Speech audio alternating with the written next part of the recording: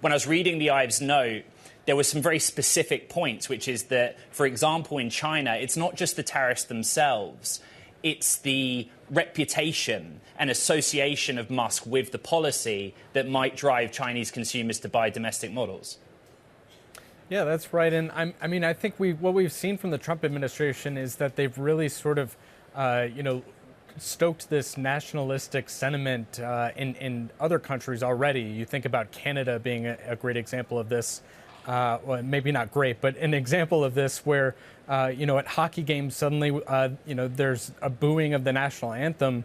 And, we don't have to go that far back in history to think of other companies that, have felt the brunt of sort of nationalistic sentiment in China and felt blowback from that. And so I think that's what I was alluding to here.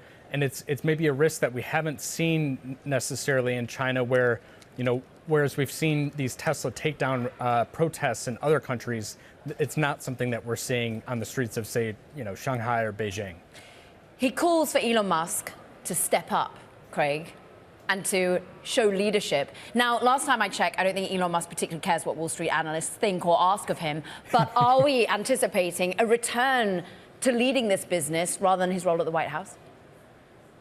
I think there was a lot of sort of hope and optimism last week, right, when Politico reported that Musk, was on the cusp of stepping back officially from his roles. But I think, not only did we hear Musk dispute that and say it's, fake news, we also heard, from J.D. Vance, the vice president, talk about this idea that, Doge is nowhere near done and allude to the idea that Musk is going to continue to advise this administration, for long into the future. And so even if officially he is no longer a special government employee, I think this notion that he would fully step back from politics seems like a stretch given how sort of assertive and hands-on he's been to this point. Maybe he does go back to spending more time, say in Austin or at facilities like in California. But I think the bigger problem here is the sort of daily drumbeat of his posts on X that can be really divisive.